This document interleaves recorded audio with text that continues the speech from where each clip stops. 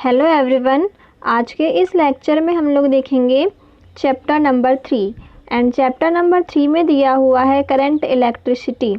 Okay, and current electricity की meaning क्या होती है? धारा विद्युत।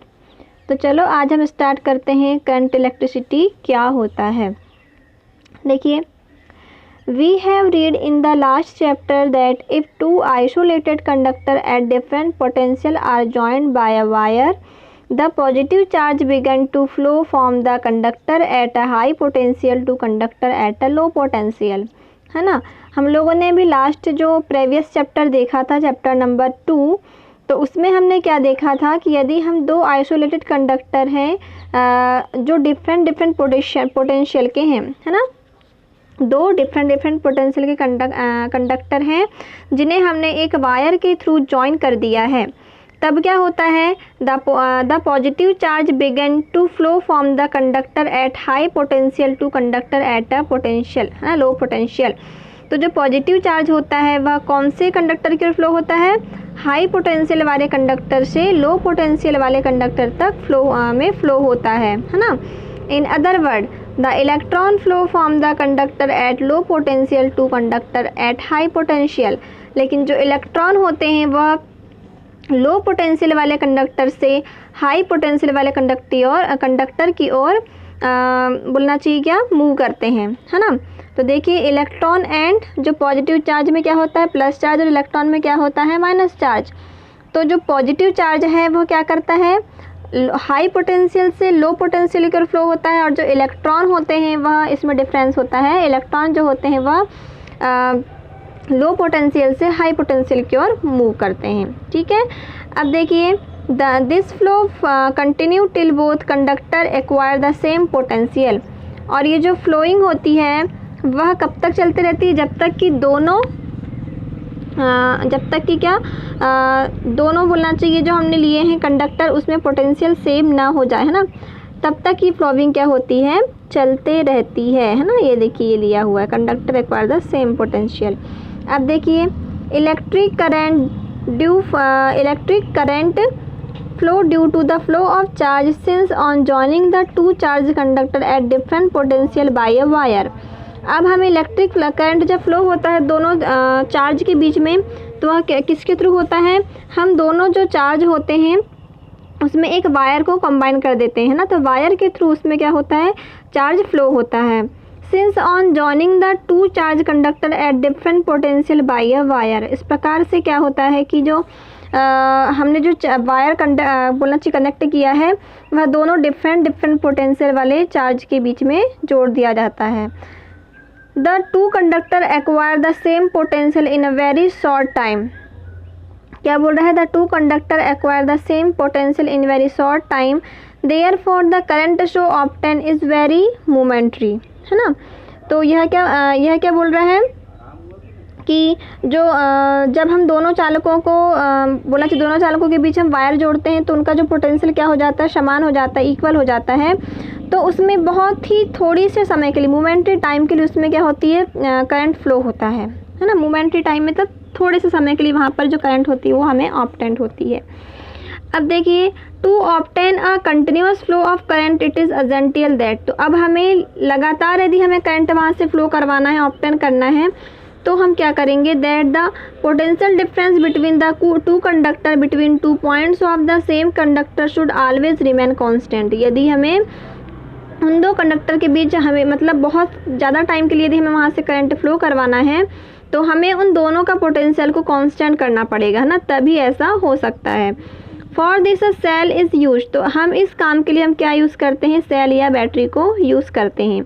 इन अ सेल और battery a constant potential different in maintain between the two electrodes bye means of chemical reaction, है ना।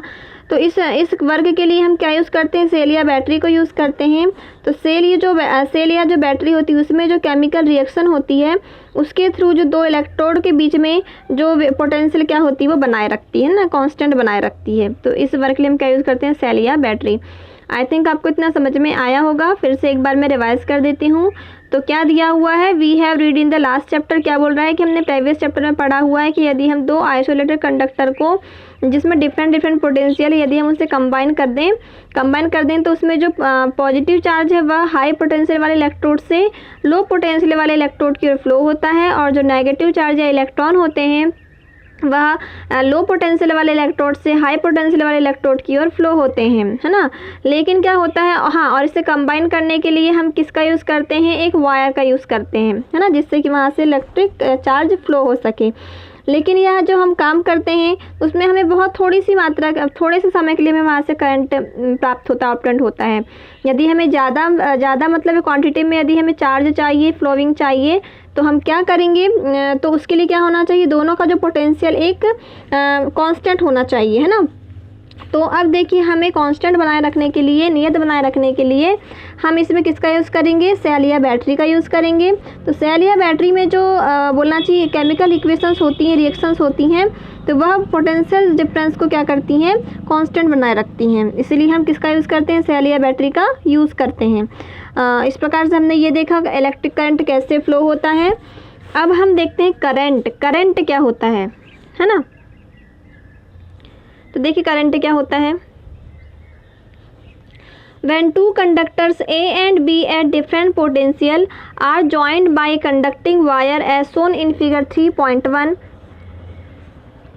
the electron flow from conductor at low potential to the conductor at high potential, and we say that a current flow in conducting wire, the current flow flowing the conducting wire from the conductor at high potential to the conductor at low potential, the electric current is measured by the rate of flow of charge, है ना। तो क्या current क्या होता है, देखिए current mean क्या होती है, धारा, हिंदी में इसे हम क्या बोलते हैं, धारा। देखिए करंट क्या होता है, जब हम दो कंडक्टर A एंड B जो डिफरेंट पोटेंशियल्स वाले होते हैं, है ना, यानी दोनों का पोटेंशियल डिफरेंट है, तो जब हम दो कंडक्टर A एंड B जिसमें डिफरेंट पोटेंशियल है, जब हम उसे ज्वाइन करते हैं किसी कंडक्टिंग वायर के थ्रू, जैसे कि आपको फिगर 3.1 में दिख रहा है ना, A और B दो आपको कंडक्टर दिख रहे हैं, जिनमें एक में नेगेटिव चार्ज है, एक में पॉजिटिव चार्ज है, तो दोनों का पोटेंशियल क्या होगा, डिफरेंट होगा। और जब हम इसे एक वायर के थ्रू जोड़ते हैं दोनों को, तो देखिए बीच में आपको एक वायर दिख रहा होगा, तो दोनों को वायर के थ्रू जोड़ दिया है। तो जब हम इसे एक वायर के थ्रू कंबाइन करते हैं तो क्या होता है, इलेक्ट्रॉन कैसे फ्लो होते हैं, इलेक्ट्रॉन लो पोटेंशियल वाले कंडक्टर से हाई पोटेंशियल वाले कंडक्टर की ओर फ्लो होंगे, और जो पॉजिटिव चार्ज है वह हाई पोटेंशियल वाले कंडक्टर से लो पोटेंशियल वाले कंडक्टर की ओर फ्लो होता है ना। तो इस प्रकार से क्या होता है, the electric current is measured as the rate of flow of charge.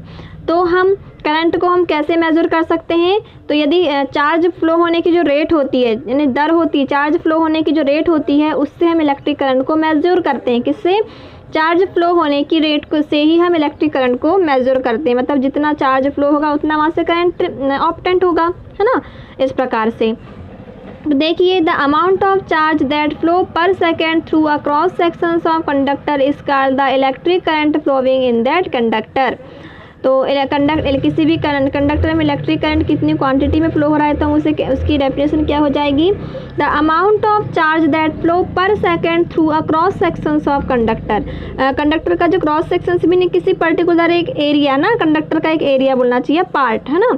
तो कंडक्टर के किसी पर्टिकुलर कंडक्टर के क्रॉस सेक्शंस में पर सेकेंड में जितना करंट फ्लो होता है ना, किसी कंडक्टर के क्रॉस सेक्शन में पर सेकेंड यानी कि एक सेकेंड में जितना करंट फ्लो होता है वह करंट ही क्या कहलाता है, जितना चार्ज फ्लो होता है, तो उसे ही हम क्या कहेंगे, उस कंडक्टर में उतना इलेक्ट्रिक करंट फ्लो हो रहा है ना, यानी कि तो वही क्या कहलाता है, उस कंडक्टर में बहने वाली या फ्लो होने वाली करंट कहलाती है। कौन, एक सेकंड में जितना चार्ज किसी पर्टिकुलर एरिया से यदि फ्लो हो रहा है तो वही चार्ज कहलाएगा, इलेक्ट्रिक करंट कहलाएगा।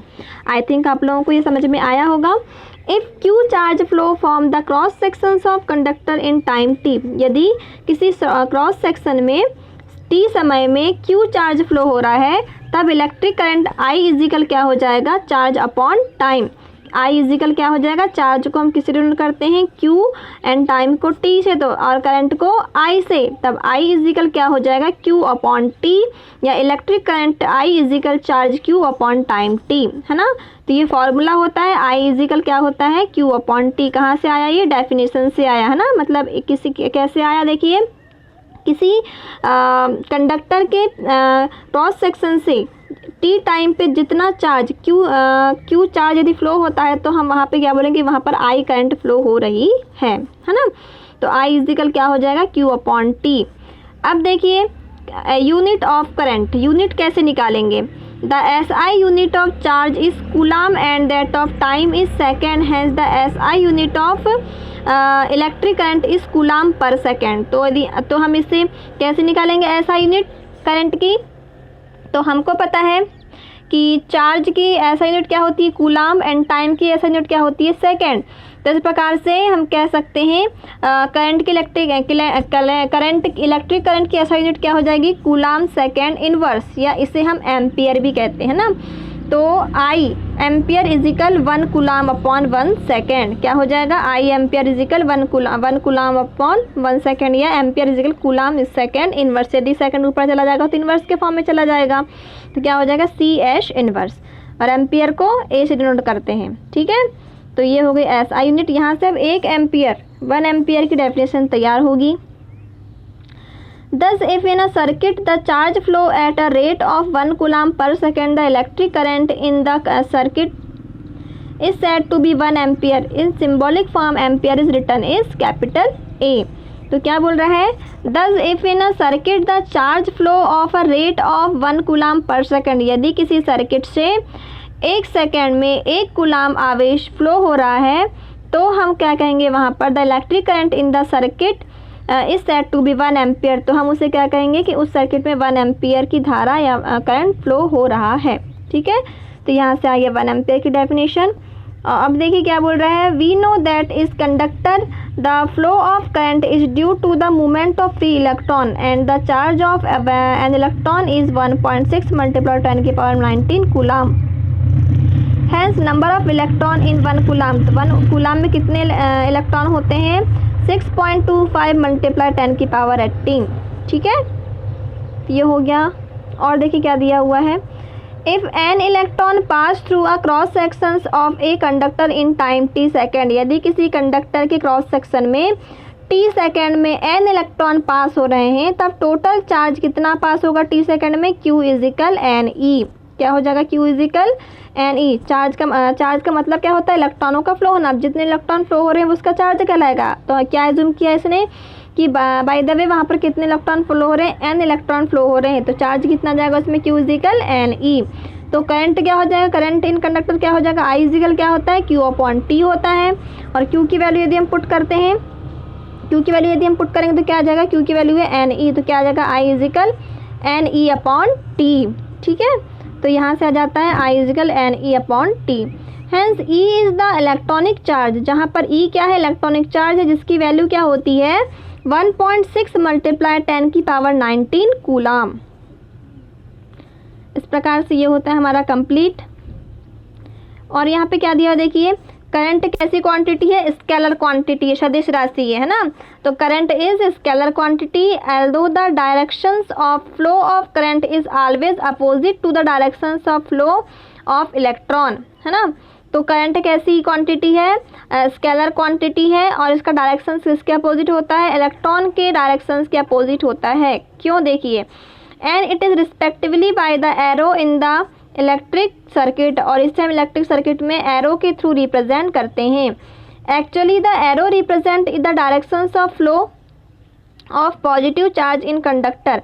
देखिए ऊपर में क्या बोला कि जो करंट का जो डायरेक्शन होता है वो इलेक्ट्रॉन के डायरेक्शंस का अपोजिट होता है। ऐसा क्यों होता है, देखिए करंट हमेशा प्लस चार्ज से माइनस की ओर फ्लो होती है, करंट हमेशा प्लस चार्ज से माइनस की ओर फ्लो होती है, और पॉजिटिव चार्ज का डायरेक्शन क्या होता है, हाई पोटेंशियल से low potential. It means current का भी डायरेक्शन क्या होगा, हाई पोटेंशियल से लो पोटेंशियल। लेकिन इलेक्ट्रॉन कैसे फ्लो होते हैं, लो पोटेंशियल से हाई पोटेंशियल, है ना। तो दोनों अपोजिट होगा, इसीलिए बोलते हैं कि जो करंट का जो डायरेक्शन होता है इलेक्ट्रॉन के डायरेक्शन के अपोजिट होता है। ठीक है, आई थिंक आप लोगों को समझ में आया होगा। If at a point in circuit two current meet, the total current is equal to the arithmetically sum of them, है ना। तो इस प्रकार से यदि क्या बोल रहा है ये कि यदि किसी सर्किट में यदि दो करंट यदि मिल रही हैं आपस में, तो टोटल करंट क्या हो जाएगा, उनके योग के, अरिथमेटिक योग के बराबर होगा। ठीक, तो ये हो गया, हमने करंट के बारे में पढ़ा। अब दिया हुआ है current density. Current density mean क्या होता है, डेंसिटी मीन क्या होता है, घनत्व, और करंट मीन क्या होता है, धारा। तो क्या हो जाएगा, धारा घनत्व या करंट डेंसिटी। क्या होता है, देखिए current density, if current is uniformly distributed on the cross sections of a conductor. क्या बोल रहा है, if conductor is uniformly distributed on the cross sections, sorry conductor नहीं, करंट है।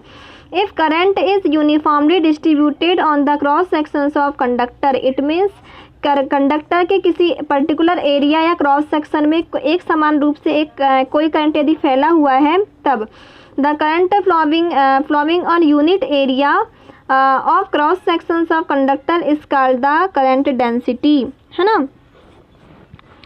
तो क्या बोल रहा है कि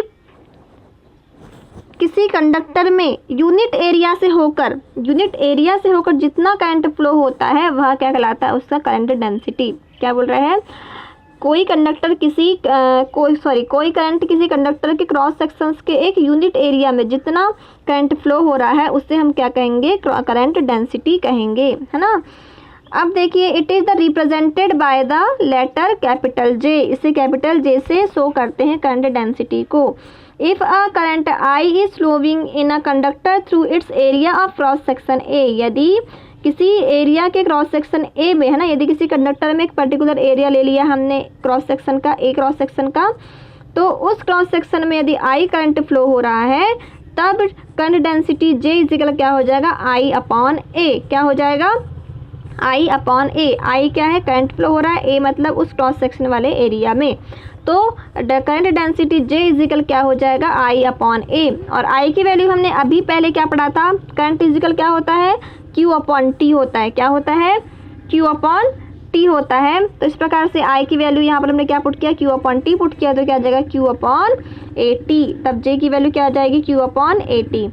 Obviously the SI unit of current density is ampere per metre square, है ना।